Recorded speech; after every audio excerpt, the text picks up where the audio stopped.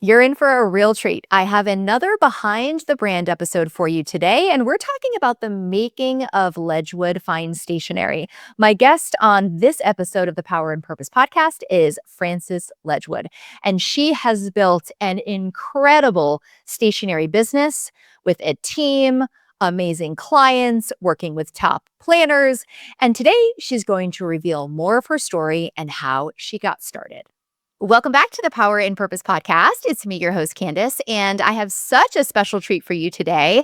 Our Behind the Brand series is back for another episode. I have a love this series so much. And so have you. I've gotten such great feedback from our listeners at how inspiring our guests' stories have been, how it's motivated you, how their strategies and also the mistakes they made were really relatable. And you're in for a very special treat today because I am getting the chance to talk to Frances Ledgewood of Ledgewood Fine Stationery, a longtime listener of the Power and Purpose podcast. And I know she's so excited to be here. If you are not aware of Frances and her incredible business, by the end of this episode, you're going to know all the ins and outs of how she's built her business over the last 10 years. Frances is the owner and the creative director of Ledgewood Fine Stationery, which is a luxury wedding stationery studio based in Huntsville, Alabama. And she has over 20 years of experience in the wedding industry and 10 years of owning her own incredible business. And Frances is known far and wide, especially by her clients and planners and collaborators alike, for her very timeless design aesthetic, her deep love for etiquette. I think she is Emily Post, like in the flesh. And a passion for all things paper. I have the luxury of mentoring Frances and knowing her business very intimately. She's part of my mastermind. And when I tell you that she loves paper, I mean, she loves paper. Okay. People say they love what they do. Frances Ledgewood is obsessed with her business, obsessed with her clients, and obsessed with creating gorgeous paper. And she's had the honor of working with brides, couples, and planners across the country, creating heirloom-quality invitations and day of details that set the tone for unforgettable celebrations. She's really such a fantastic partner for planners. So if you're a planner listening, you should definitely link up with Frances, especially if your client aesthetics align. And this year in 2025, Frances launched the Ledgewood Fine Stationery Collective, which is a one-of-a-kind retreat designed to support and elevate established wedding stationers through community, education, and creativity. When she's not obsessing about pretty paper details, she is a wife, a mom of three, and a very proud cat mom who we might actually see floating around through this episode, although I feel like she's probably kicked them out of the office, to her two fluffy Persians. She is also a firm believer that beautiful paper can tell powerful stories and that meaningful connection is the heartbeat of a lasting business. So it gives me such great pleasure to welcome Frances Ledgewood to the podcast. Frances, welcome. Thank you.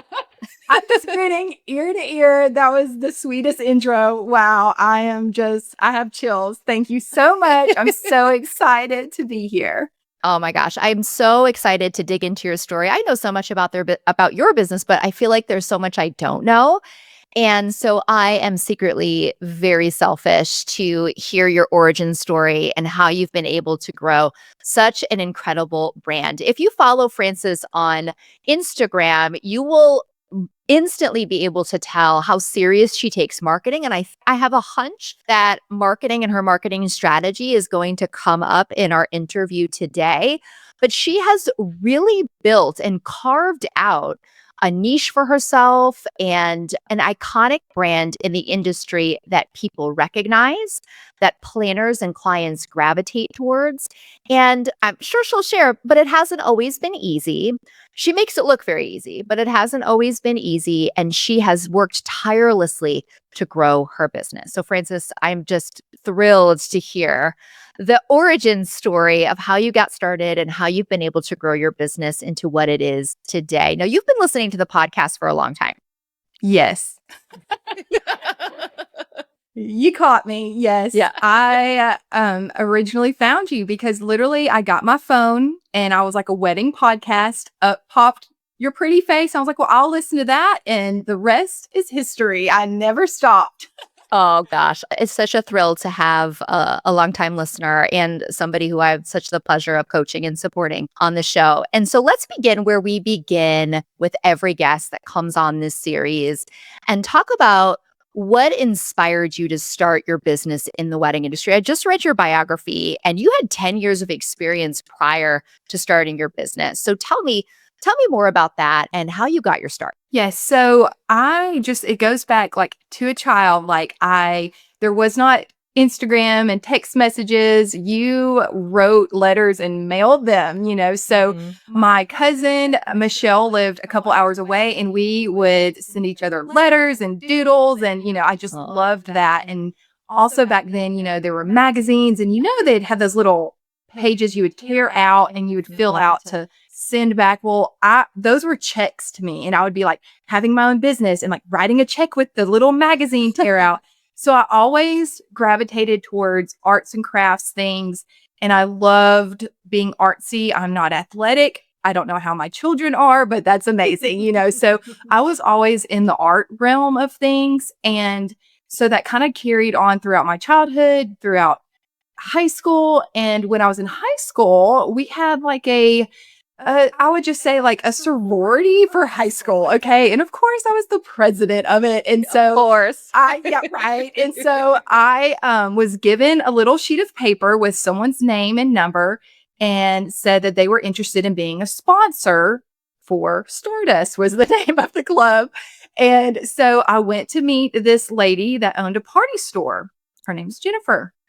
And we instantly connected. She became a sponsor to this club I was the president of. We worked so well together that when a job came available, she was like, do you want to come work at the party? So, yes, so I immediately was like, yes. So this party store, I mean, like I said, this was 20 years ago. Okay. I'm aging myself, but this was 20 years ago. And that's when you had albums. You would open a wedding album. You would pick a design. You would pick a font. We would fax the order in and it would be shipped to the store and you would pick it up. Like this is the extent of how you would order wedding invitations. And we also ordered and designed like party invitations and all the things. So I quickly fell in love with just the ins and outs of the paper world. Like I was hooked. So then I knew when I went to college, I wanted to go for graphic design and marketing. And so I just kept going. And when I was at school, there was like a Bachelor of Fine Arts. And I was like, I need the BFA degree. So I went to have this presentation. And the presentation was, I want to own my own stationery company. I want to design and print. I want to do it all myself. And my professors denied me of the program. So I was crushed. It was denied. But my professor pulled me to the side and he said, Frances, you don't need this degree to do what you want to do. You can do it. Like they had faith in me. And so I was like, okay, didn't like that slam door, but because of that slam door, I was able to graduate basically on time. It was like half a semester later than I should have, but I was able to graduate and I went into working and I got a stationery job being like a stationery department manager for this store. And it was just everything I wanted and more. It was perfect. I didn't have the overhead of running my own business, but I was able to run that department. So I just, from being at the party store, then to this, I was just known in my hometown for Frances does stationery. I'll do your wedding invitations. I'll do your, folded notes. So anyways, I was there. I was so happy. At that time, I started dating my now husband, Brent. And when we got married in 2014, he actually lived in the Huntsville area. So obviously I moved in with him once we got married and I commuted back and forth to that stationery department because I didn't want to go anywhere. Well, my love language is quality time. So my first 9 months of marriage being on the road, an hour and a half each way going to work, it just wasn't going to work for me. So Mm-hmm. I had to decide to leave that position, which was so hard. And I got a job over here doing marketing for a mortgage company. Mm. So I quickly realized that it was not fulfilling that creativity. And I just had a moment of, what am I doing here? I just remember that moment so crystal clear. And I had one of my dear friends, she was actually in my wedding. She had gotten engaged and needed wedding invitations. So of course she was like, but Frances, you still have to do my wedding invitations. And I was like, well, yeah, so, okay, and then, then word got spread over here. Like, well, you can do that, and it just started snowballing. So from my friend Brittany wanting, well, you have to, so I was like, well, let me figure this out. And it was totally a God thing. And my business was born. Like, it was Aw. coming true. So I started Ledgewood Fine Stationery in 2015. And that's where it got its start. As we were newlyweds and we just went for it. I love it. Well, you've been destined to do this, it feels like, your whole life.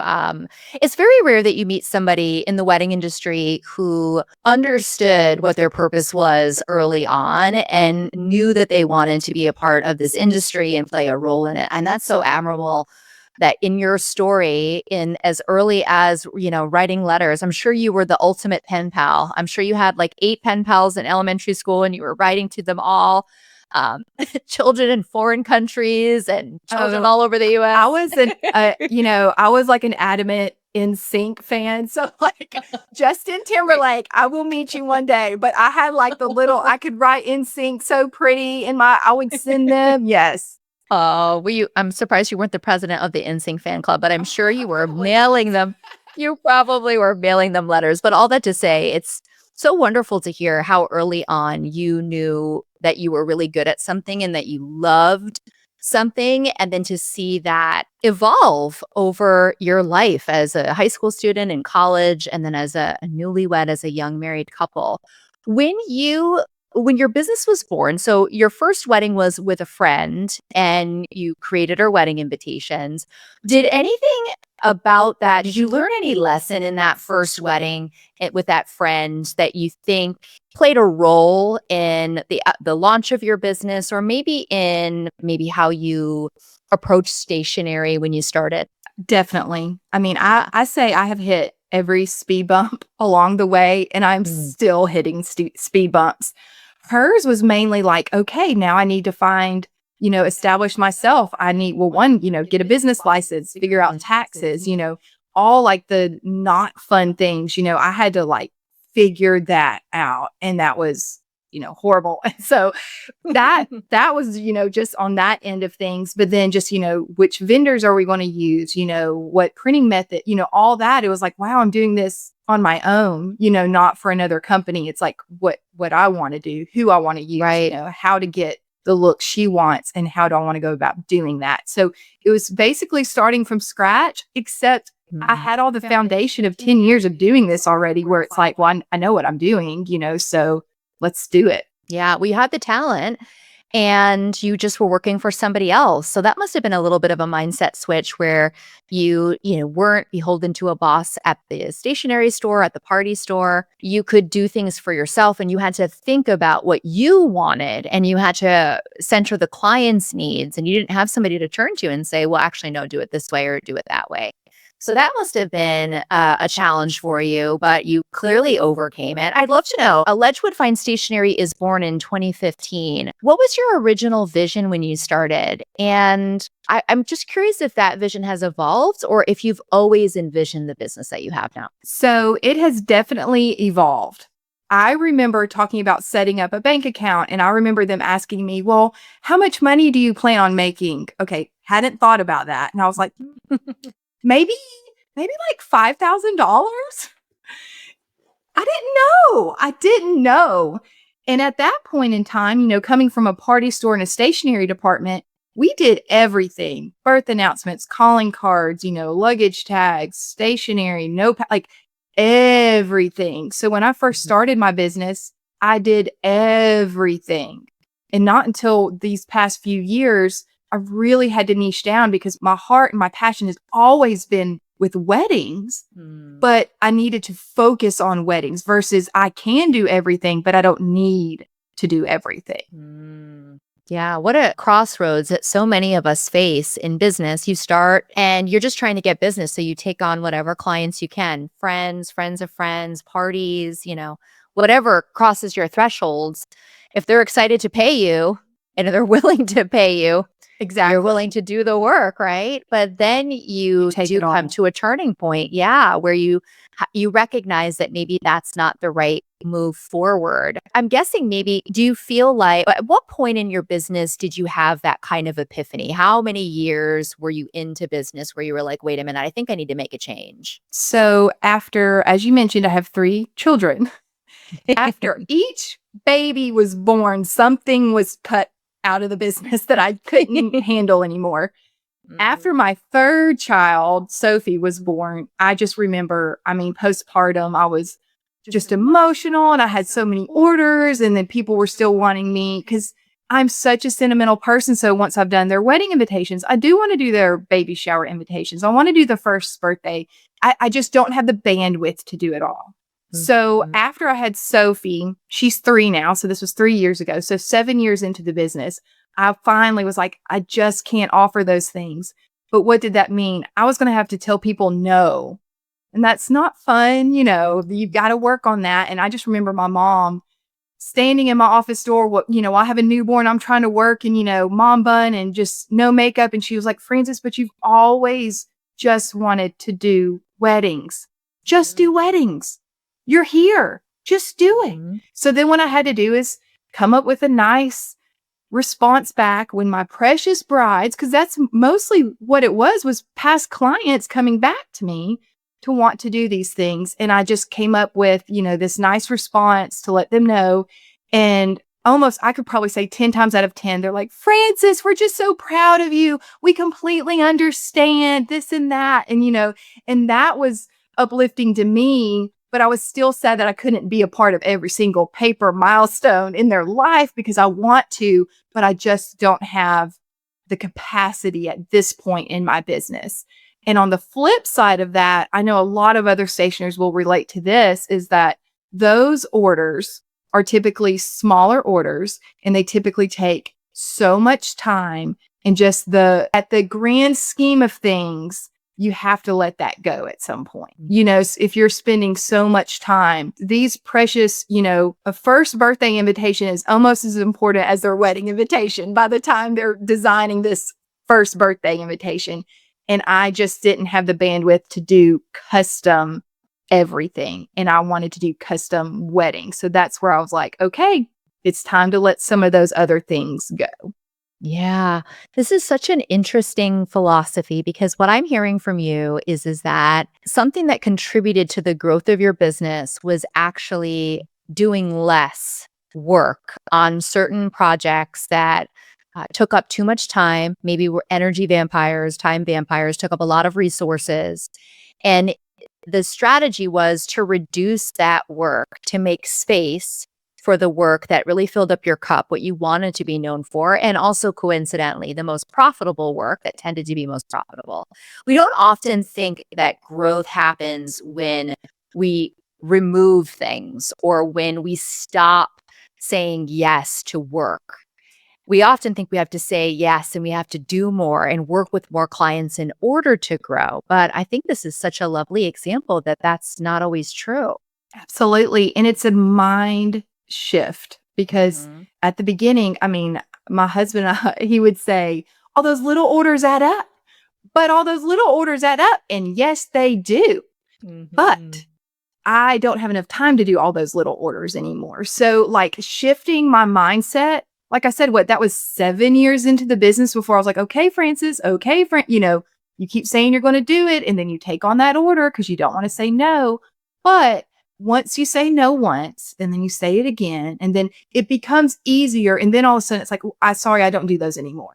We no longer, I don't say it mean like that, but I understand that we don't offer those anymore. We're specifically for weddings.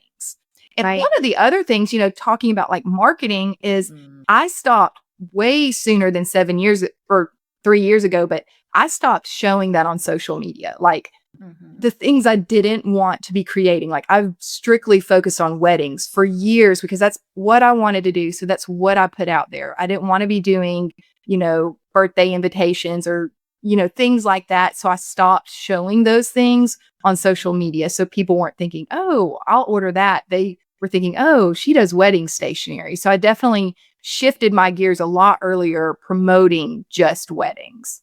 Yeah. Well, it's so fascinating. 7 years in is when you decided to finally let go of that part of your business. You weren't advertising it as much, but you were still doing the work because clients were asking. Do you think do you have any regrets about that? Do you wish that you would have stopped doing that work sooner? Or do you feel good about the length of time you allowed that work to remain in your business and it's just onward and upward?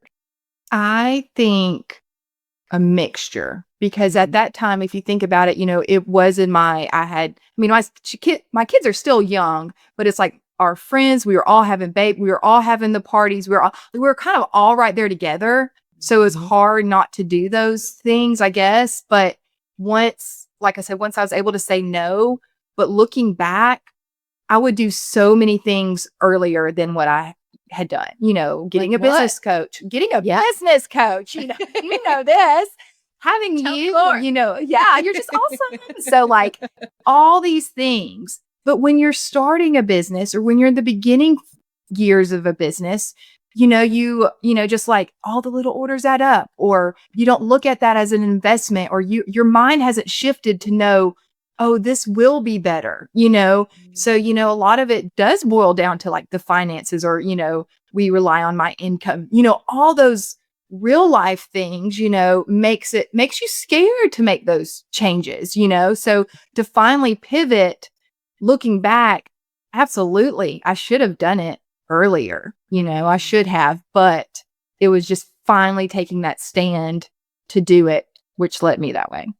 Yeah, we do things when we're truly ready to do them. I think in business, when the pain of staying in the same position or doing the same thing over and over again is more painful than the scariness you might feel or the risk of making the change, when the pain of staying stuck is greater than the pain of changing, we often choose change. And that happens. You can't predict when we'll feel that, when the time will be right. And they always say, timing is everything. But it truly, you do have to go through the motions. But I wonder if the stationery industry is so guarded and people don't share a lot of resources. And as you were coming up in 2015 and beyond, do you feel like you were exposed to other women in the industry and you got to see success at different stages, or women in the industry focusing just on one thing so that you could be inspired to do the same? I think it was very like me coming up and starting my own business. I felt very isolated. It was not a very welcoming or warm situation with other stationers for me, from my experience. Yeah. And that is really what led me into wanting to make the collective retreat, just because Yeah. I just didn't even realize how much I longed for a community of other stationers to talk about the ins and outs, the ups and downs, because I did not have that. I did not have that until recent years. Mm. And it was a big part of my business that I felt very, very isolated because I didn't have those other stationers to talk to. And really, I had my wedding planners who became some of my closest friends because they were the closest to understanding my job and to be able to talk to each other about what's going on. So I did become very close with other wedding vendors, but not necessarily other wedding stationers. Yeah. Well, I think it's so interesting when you have access to other people like you can see what's possible and you can also connect on the similar struggles that you have and find solutions together. And I love that you are building space for more of that in the stationary world. We'll talk about the collective because that's the new era of your business. And I'm excited to hear more about what you've got in store. But I just think it's so admirable that you are taking charge of this and being the big sister that you needed when you started your business, and being Mhm. here's the mistakes I made, here are the things I did, here's what contributed to my success. take of it what you will and implement and see how I have been able to grow and what could be possible for you. I wonder, first question, you mentioned you had speed bumps along the way, but have you ever really experienced a setback or failure in your business? And would you mind sharing with us what that was and how you were able to bounce back? I would say two. Well, two major, I guess, working with, I worked with someone for ads and I worked with someone for like a website Mhm. relaunch. And those were big investments for a small business. And it was not a good fit.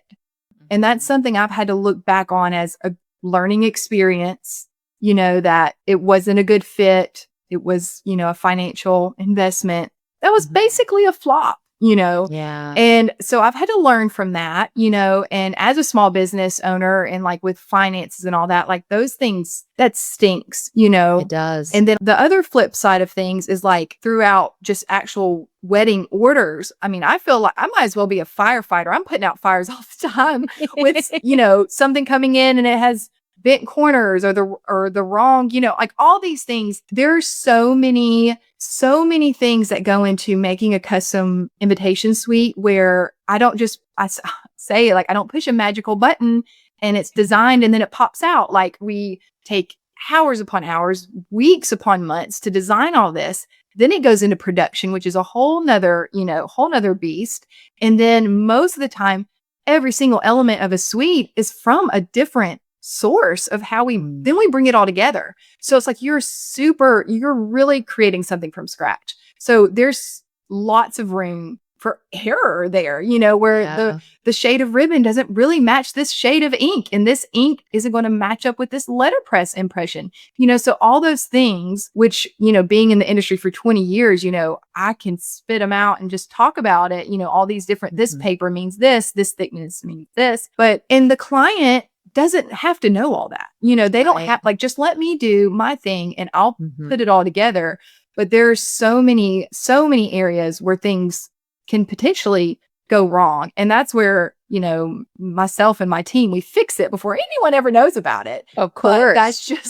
this just part of the job. And any other stationer is probably shaking their head right now because it's Mhm. just daily part of our job, basically. Yeah, it sounds like being a stationer is really stressful, honestly, because It there's so many is, yeah. Mhm. variables. Yeah, and there's a lot of risk for things to go wrong in the supply chain and a lot of varying factors that sometimes you don't take into consideration when you're quoting a job 6 months previously, and now it's time for the production to come together. Costly mistakes, things that need to be updated and changed. As consumers and as vendors, we get to see the beautiful flat lays and the finished product, but we don't often have a window into what it takes to get there. So I really appreciate you sharing that. Not every paper suite, it was perfect in the making of it. I mean, it was perfect in the finishing of it, but you go through different issues in production to get the finished product. And that is very stressful. It really is. Yeah. So many people say, "Oh, you get to play with pretty paper all day." And, you just smile and nod, yeah. And I do. Like you said, like I love paper, so it's amazing, so it's like, yes, but also, we have certain artists that do certain artwork for us or this or that. And one of my artists said, "Francis, I don't know how you do it, working with these brides because they can be so particular, but I Mhm. do. I love it. I love getting it to the result that the bride wants and having Yeah. the finished invitation suite absolutely perfect for them."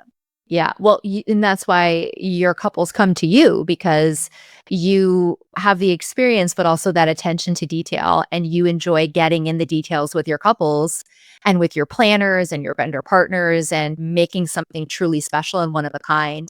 I also appreciate the vulnerability in saying, hey, I hired some people and it didn't really work out.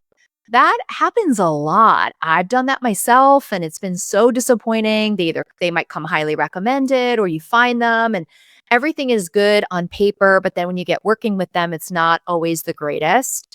And we try to have some grace because we're business owners too. Like we totally get it. But it can feel really sad and isolating when you invest in something and that investment doesn't pay off and you don't feel like you got your money's worth. Absolutely. And it really reinforces like so many things I value. And my number one is like communication. And I love communication. I love being direct. I love responding back. And, being on the flip side of the equation where I'm the client and I'm not getting that back, it was just so frustrating to me. And Sure. I would just never want one of my clients to ever feel that way, So just working with other vendors and you don't get the wonderful experience, it's disappointing. It sure is, yeah. And the investment too. You feel guilt and regret about the investment, but sometimes we have to look at that as, well, I invested this money, that strategy didn't work out. And so now I know that that strategy is probably not for me, or this person's not for me. And also, there is so much value in being a part of a process and recognizing I don't want my clients to have this experience. So, how can I go back to my business and make sure that my touch points and my deliverables, my communication, and my client experience is what it's supposed to be?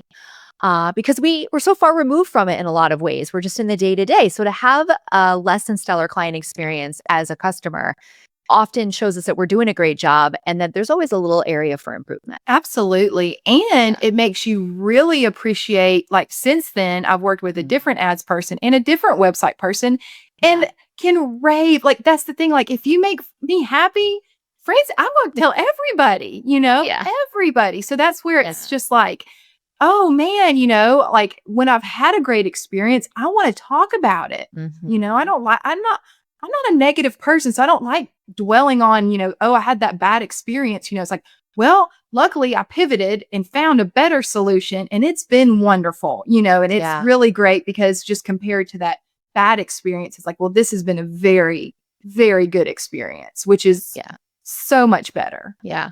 I think we need to normalize talking about not having necessarily a great experience first to the person who we hired so that they're aware of that and they can make changes. But also just acknowledging that in the industry and as business owners, it happens sometimes. And, talking about what our experience was like or helping other people to not have a similar experience by sharing our wisdom is important. I would love to shift gears a little bit and talk about marketing because marketing is something that you do so well. You are always on top of your marketing strategy. In fact, Frances came to our Barbados retreat and taught us her marketing strategy for Instagram. And you have to go check out her Instagram. Now she's going to be like, great. All these people are going to be looking at my Instagram now, which is what she wants, actually. But she's so good at marketing. And so I would like to know, how do you think marketing played a role in building your brand and getting the name Ledgewood Fine Stationery out there? Oh, yes. So I do. I love Instagram. I do love Instagram. I am on TikTok and Facebook, but like Instagram is where I'm at. That's where I hang out. And I do. So I know I've mentioned communication and efficiency. I also love consistency. So I am consistently showing up. And so that is a lot about like what I spoke about in Barbados. So, it's Yeah. just like just showing up on social media, being consistent. If you just drop off and knowing, you just want to be that top of line, top of mind, and showing up on just whether it's reels or carousels, and then also in stories, and the stories that can be a little bit more relaxed and personal and, talking with one another. But I love kind of just trying out new trends and not necessarily trends, but I love learning more about marketing and Instagram and like the best things to try and to do. And then like I implement them and I just keep trying different things. So I have fun experimenting on social media. You definitely do. One thing that you do really well, and it reminds me of Jamesa, who was our OG behind the brand episode. If you haven't listened to Jamesa's episode, go and listen to it. But you and Jamesa have a lot in common with marketing. And one thing that you do so well is you show your face on camera. And this is something that a lot of people in the wedding industry struggle to do. Would you consider yourself a confident person? Does this come naturally to you to show your face, or is it something you have to work toward? Okay, absolutely not. Like if you were to ask my parents, like I was the shyest child growing up.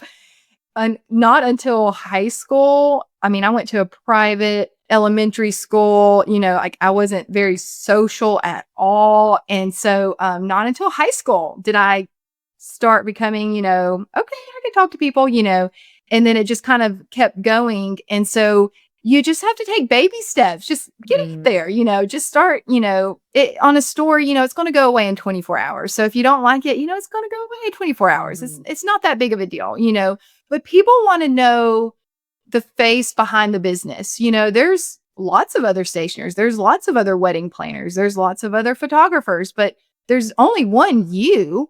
So Right. get out there and talk about your business, talk about what makes you passionate about it, or Mhm. talk about what drink you're into these days, or, anything like that. And just get, that like, know, and trust factor. And I mean, I've had brides and planners and clients across the United States literally book me because they're like, "Well, you're a mom and you're a family," and I'm like, "Yeah, I am," and I'm glad, I'm relatable. So it's you Mhm. just don't ever know what might trigger someone to be like, "I like that person," and it might just be because they've been watching your stories and you have no idea, but they feel like they know you at that point because you're getting out there and you're talking, and you may not feel confident about it, but maybe just show some B-roll, or you talking, I mean, it doesn't have to be anything super strategic to begin with, but I think just get out there and start, just give yourself Yes. like one day a week, little baby Mhm. steps, and then you'll get more comfortable and you'll just keep going. Cause like I said, I mean, I don't know where this comes from, but I don't mind talking to people, but the more I've done it, the more comfortable I get with it. Yeah, that's absolutely true. The more you do something, the more action you take on something, the easier it usually becomes. And that's anything in life, but especially with marketing. Throughout this series, something that I've really noticed is that marketing has played a huge role in the growth of every woman who has come on this podcast's business. And I don't think your business is any exception. You prioritize marketing.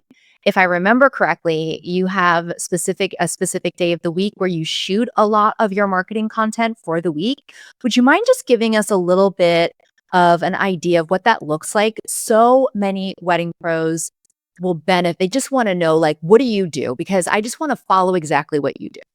Yes. So this was huge for me, is to literally schedule a content day. Like Mhm. you say on the podcast, pencil in a CEO, you've got to make an appointment with yourself. So make an appointment with yourself. I like to do our content days on Fridays because it's like, oh, it's fun. It's Friday. It's about to be the weekend. So we'll schedule it, once a month, or, if we have a lot of orders in, and I also have a team so they can help with laying stuff out, styling it, all that. But what I have learned through doing this is there's kind of two different type of content days. There's a content day where I'm in the video. So, you can change your outfits, you can talk to the camera, you can do different things. Or there's content days where, like with me, I'm getting invitation suites, or I'm doing flat lays, or painting over envelopes, all that type stuff, because it takes longer than you think. Before Mhm. you know it, the whole day's gone. So if you're trying to do stuff with yourself in it, and with that, it might just be too much. So I try to like decipher, like, okay, this Friday, we're just going to be doing content of paper goods. Whereas the Mhm. next week, let's get it where I'm talking or doing stuff. Now, you still can take behind the scenes B-roll of you setting things up and getting good content that way. You can still, Mhm. get yourself dialed up, but that has worked best for me, and batching it together versus like, and I still do this. Like if I get something and it's amazing and I can't help myself, I'll like immediately open it and I'll make Yeah. a reel about it right then, right there. Yeah. But, if you think about like, oh, there goes 45 minutes. Whereas if I just did that all in one day, yes, you're going to make a complete mess in your office. I'm always completely exhausted after a content day. Mhm. But then I am so jazzed up because I'm like, I have so much content to work with, So it's Yes. like, let's get on Instagram, let's get on TikTok. So it can really motivate you, and it helps you to be consistent because now you have a whole camera roll full of content to work with. Do you plan this in advance? So you have your date on your calendar, but are you creating like a list? Also, I want to say, I love that you often decide, am I in the content? Am I doing talking heads this week? Or am I more focused on product and I don't really need to perform as much? I love that. I think that's such a great tip. But are you creating like a running list of things? Are you putting aside paper suites throughout the week that you want to shoot? Like, how are you preparing for that Friday? Oh, a mixture of it all. If you could only see like how crazy it gets in here. So Honestly, it varies, but usually we have literally boxes of invitations, and I'll be like, "I wanna get this, I wanna get this," I do it's not neat, nice, and tidy of a list, but it's basically more of like a brain dump of like, "Okay, I wanna get content of this stuff," or, like, say we're working on this amazing suite right now, so everything's in-house, so it's like, "Okay, let's make sure we get content of this, and this while we have 100 of them where we can get the kind of content I want before they're, stuff stamped, sealed, and out the door." So it kind of varies. And sometimes a lot of it depends on what's in house. And then a lot of it, like currently this week, we are going through and organizing because we have literally hundreds of samples. And so now it'll be like, okay, these are the samples we don't have any content of. Next Friday, bring those down. I want to get content of those. Yeah, I love it. Just love that you prioritize this, that you have some sense of organization to it, but you also allow yourself to create as you go. It also sounds like to me that you are just shooting content and thinking about how you're going to apply the content later. So instead of trying to create a reel with every single video you're creating in the moment, you're more focused on capturing a camera roll full of stuff and then figuring out how to edit it or what music to play over it when you get to that stage. Yes. So I don't do all of that at once. So, like right now, we have some amazing content, but the weddings have not happened, so we can't Yeah. do anything with those. So they're just sitting Mhm. pretty on my camera roll until that wedding happens. So then I'll Mhm. I'll be so excited to be able to show those. Or, sometimes I do little sneak peeks and stuff like that because I just can't contain myself because some of these are just so beautiful. I want to show them now, but I can't. So a lot of Yeah. that, since we work so many months in advance, a lot of times I'll have stuff, content months ahead of time before I can Mhm. show it just because the wedding's not until October, or Right. whenever. So we do. So we have a lot of it. And a lot of it, I'll be, when I'm ready to create something, I'll scroll back and there might be something I haven't even shared yet, or I can pull something back from months ago and repurpose it. So smart. And because you prioritize this, you're just never in a drought. You're never frantic of what you're going to post this week. You have a lot of content to work with, and that consistency is key. I really do think consistency in marketing is what builds an iconic brand. I mean, there's so much more that goes into it, but being a consistent, stable person on social where people constantly see your name pop up and they see your beautiful work and they hear your voice and see your face. It's what connects them to you. And it's where a lot of small businesses struggle. And I think you'll agree with me, Francis. I feel like if more wedding pros can focus on marketing and visibility and putting themselves out there, they will see more success in their business. Absolutely. And one of the other things we've done this past year, I really invested in photography of my products. And that has been something new, but it's like, I know I'm particular. I want a certain style. I want a certain look. And once I Yeah. found that, it was like, I'm going all in. And so that has been huge too. So, to get your own content, then to have, a trusted photographer, multiple I mean, we work with all kinds of photographers, but on my side of the business, I'm not there on the wedding day. So I don't have those relationships and those in-person, communications with the other vendors. And so a lot of times I may not get, a full gallery back of the entire wedding, or the details may not be captured. Or so I'm kind of taking that into my own hands to make sure I get the content I want of the menu cards or of the invitation suite, of because we do all kinds of things, and it may not get, there's so much going on a wedding day. So I completely understand if it's not captured, or if there's not a video, if it's not in the video, or, all those different things. So, like, kind of taking it into my own hands to do it myself has helped me be able to have that content to be able to keep rolling out. Yeah, for sure. I would love to switch gears a little bit and talk about team because this is something you keep saying and you mentioned your team. You've been very intentional about growing your team over the years. And a lot of wedding pros listening may have satellite support, like people who come in and help them here and there, or maybe virtual support. But they know they need a stronger team. And this is something that you do really well. And it's also something that continues to evolve in your business. So, would you mind just sharing a little bit more about the different team roles that have existed in your business over the years and just any wisdom or insight for somebody listening who wants to have a team or knows that they can't operate as the operator of their business for much longer? They need help. Absolutely. Having a team was a game changer for my business. Mm. And it all started, I knew years ago I needed help, but we were still in our, it was first it was Brent's bachelor pad, then it became our newlywed home, then it was supposed to be a 1-kid home, then it became a 2-kid home, then my office moved into our bedroom. That was my life. So Mhm. I had no space to bring someone in. So when we moved into our forever home, which is where my office and studio is, that is when we moved in the end of April. And by August, I hired my first employee. Mm. And it was one of those things where I was like, I don't know how many hours. Can we say like 8 to 10 hours? And Precious Haley started, and we quickly were like, we need you all the time. So, and then it just kind of became a running joke of like, how did you do this before me? How did you do this before me? And then we brought Ruth Ann on. So then Ruth Ann came on to do production and assembly.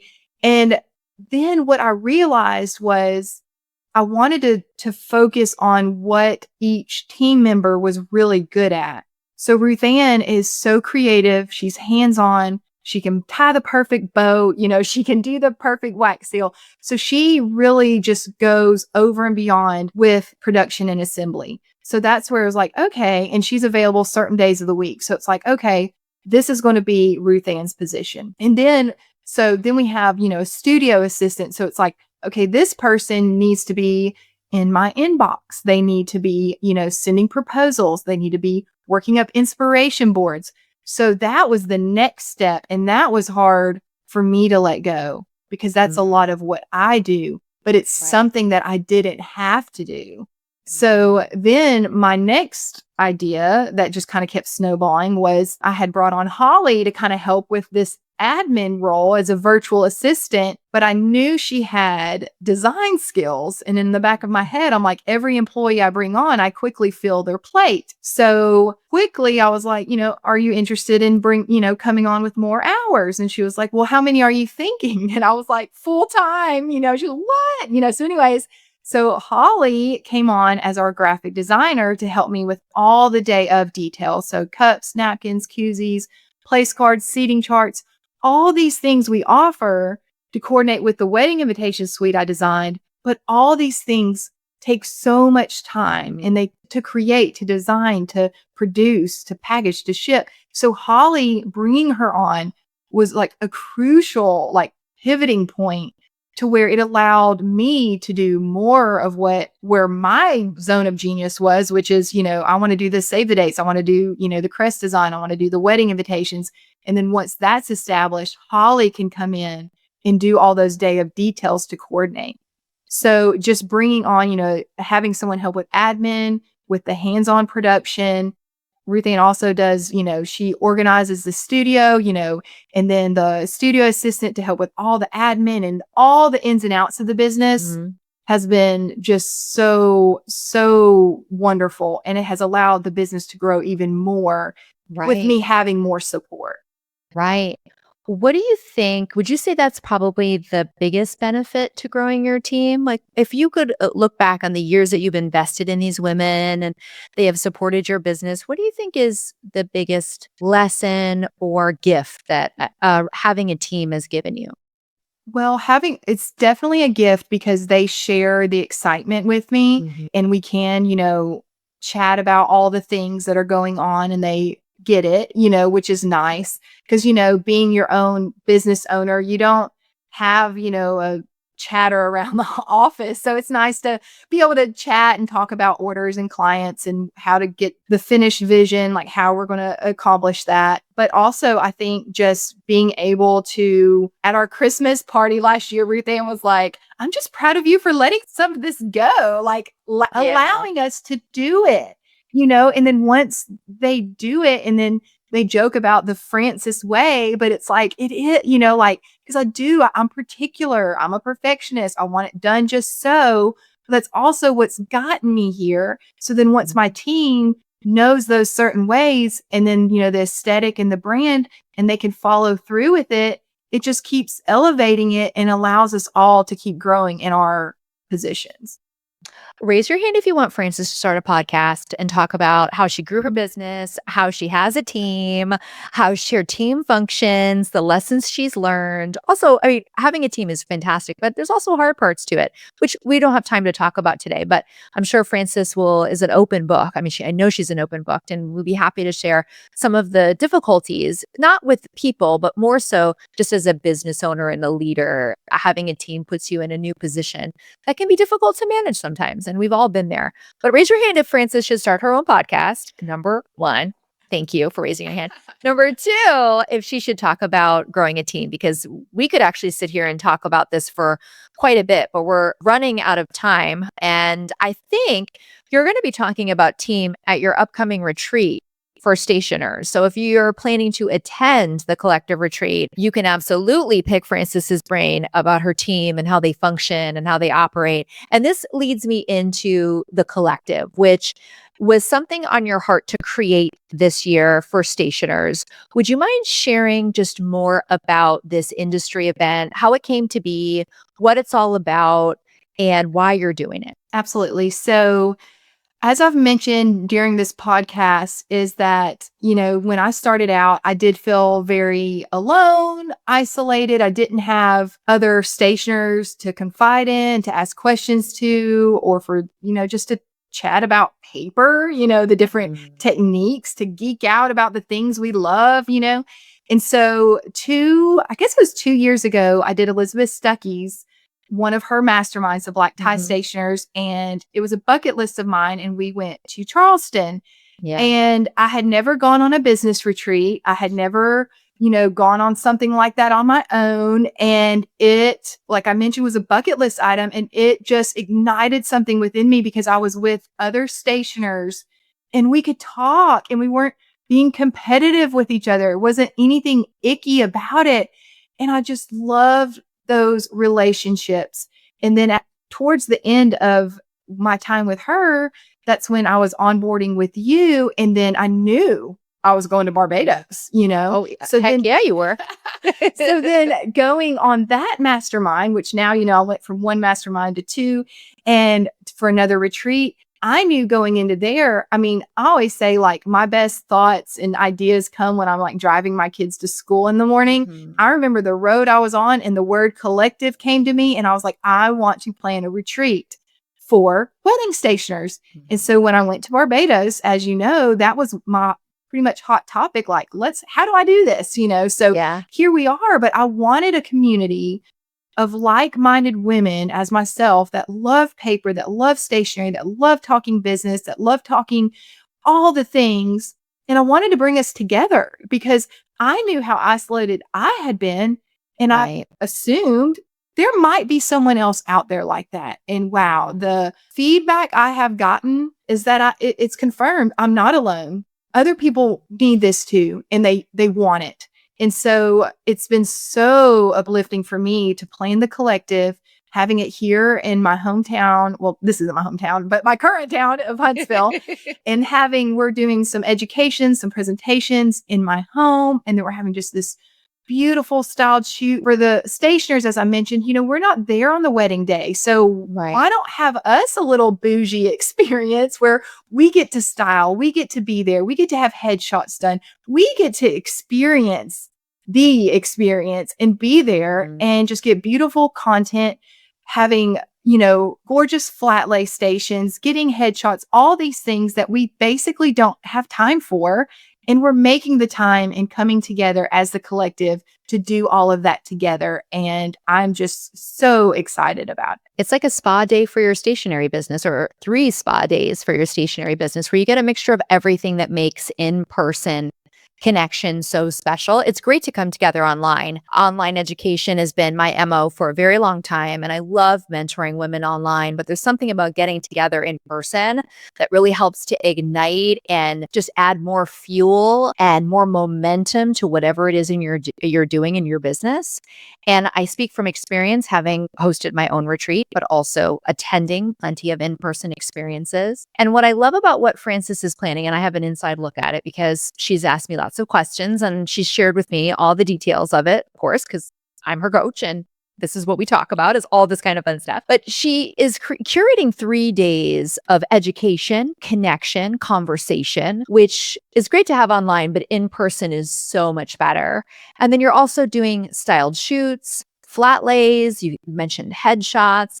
And if you know Frances, you know there's going to be surprises. Like she's going to just surprise and delight you all around. What would you say out of all of these different features that stationers will get to experience over 3 days? And by the way, the collective is almost sold out. So I think she has maybe one spot left, maybe two. So if this is something that you're like, I want to be there, we'll share details in a sec. But what would you say is at the core of the experience that you're creating for stationers with the collective? 100% it's community. And honestly, I don't like the community over competition. That saying, because when I came on, like that was just the hashtag at the moment or whatever.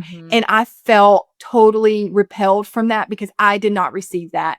So I want this to be a welcoming experience, and, and we can truly talk about everything there is behind the business and just the community of having that. And it goes so just, the 3 days we'll be together, but after the fact of having those connections that will grow so deep, and to be able to ask each other, or if you're working on a project and you don't know how to get to the finish line, ask the collective and we'll pitch ideas. Or I've used this vendor before. Why don't you try this technique?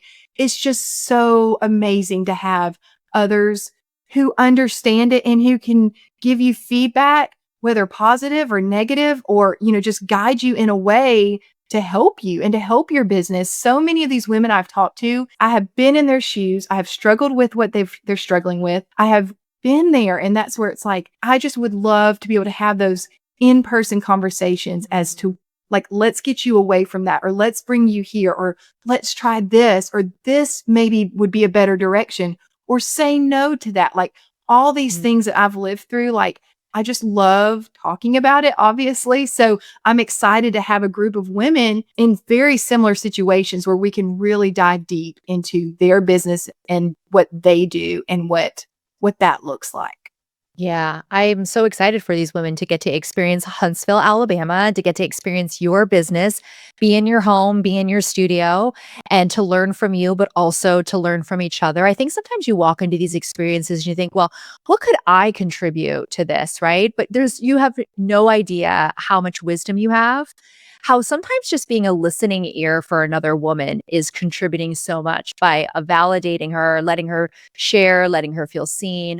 But for the stationers that this collective is created for, which are people who are no longer in beginner mode, there's so much that you can contribute to a conversation in an environment like this, but you'll never know until you get yourself in the room. And I promise once you get in the room, you'll be like, why was I so nervous about coming to this or saying yes to this?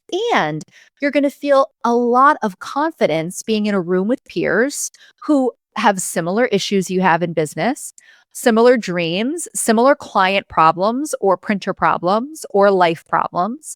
And then also confidence that you actually are on an okay path. Like you have a great business. You're smart, you're talented, you're driven, you know a lot more than you think you do, and you have a lot to contribute. And that helps to boost your confidence. And you leave an experience like this thinking like, yeah, like I know what I'm talking about. Like I think I know what I'm doing here. And I learned some new things. Yeah. Absolutely. I mean, from Elizabeth and from you, I mean, y'all both were like, you should be talking. You should be, I'm like, oh, maybe I should, So it's like, You should. yes. And being at those in-person retreats, it's just something magical. And like Barbados, what did I call it? It was transformative for me. And Yeah. just how special something like that is. And to be able to create that, obviously I'm passionate about it because I'm like Mhm. coming out of my seat, but it's just so special. And the women that are already a part of the collective, I'm just so excited because they are so there. They're just amazing women. They're Mhm. creative. And it's just something like they have so much to bring to the table. And if they don't know it, they're going to know it by the time they leave. And that's Oh, just so yeah. exciting. Yeah, and isn't that great to pour into women and help them to see just how brilliant they are, how talented they are, how capable they are, and for them to leave an experience like what you're going to create, feeling that, knowing that, feeling really confident. There's honestly no better feeling. I also want to just acknowledge Frances came to Barbados wanting to do this, and she left Barbados launching this retreat.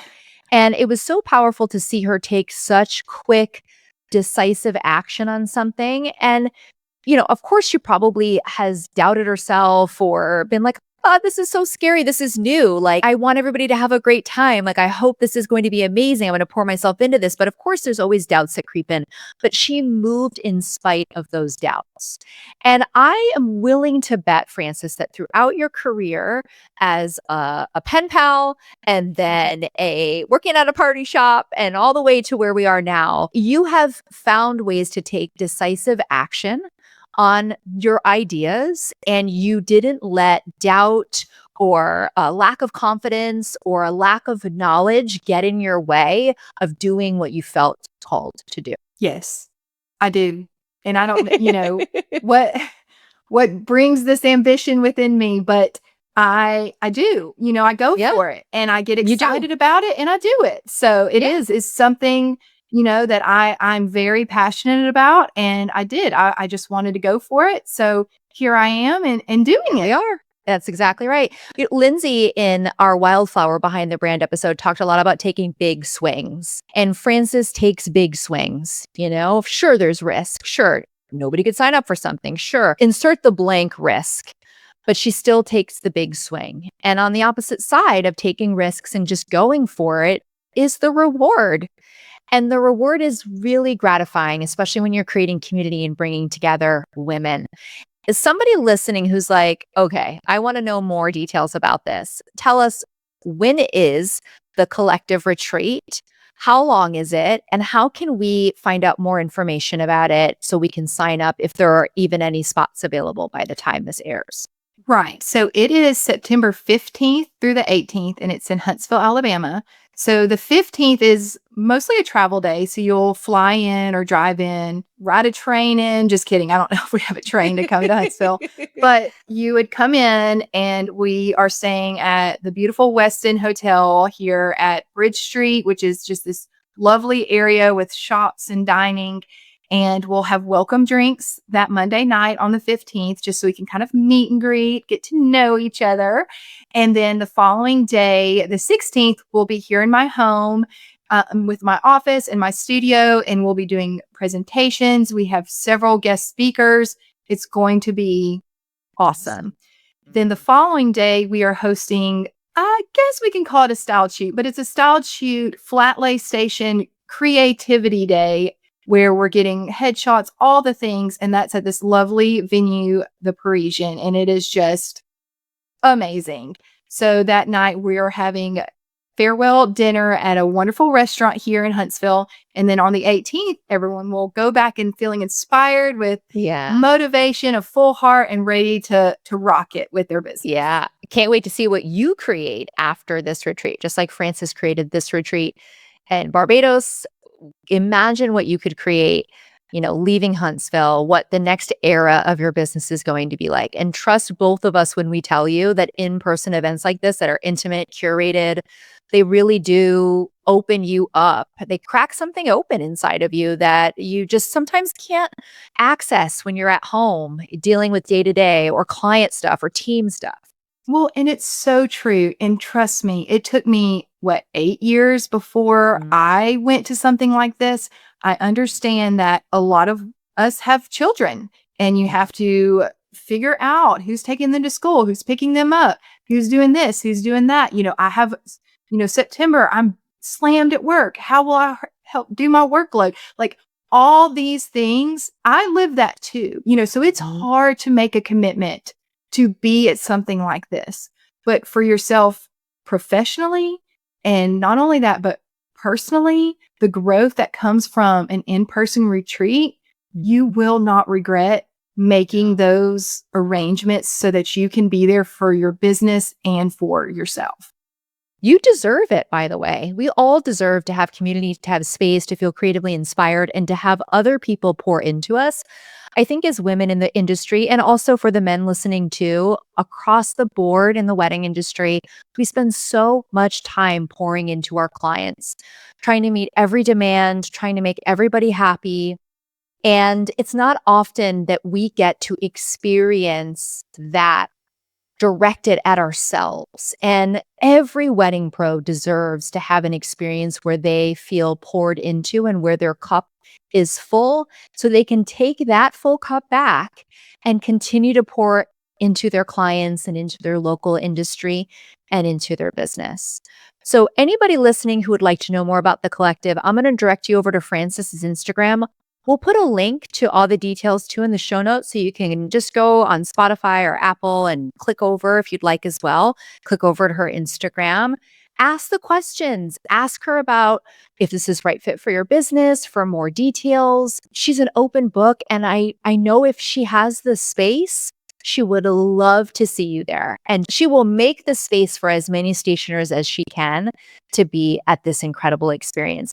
Frances, we have to wind down our interview, which makes me so sad because I could ask you a million more questions. But I want to end on a question that we try to ask every guest who comes on this series. And it is, in your opinion, what makes an iconic brand in the wedding industry that people, clients, the industry at large recognize? I think just a style and a voice and a brand that all meshes together. And just like you said earlier, like if you hear somebody or see something, you're like, oh, that's Ledgewood Fine Stationery. Or, oh, was that Frances? When you see something and automatically know, oh, that's Candice, that is what makes you iconic. Like, oh, I know that style, or I know that voice, or I know that type of video or photograph or wedding.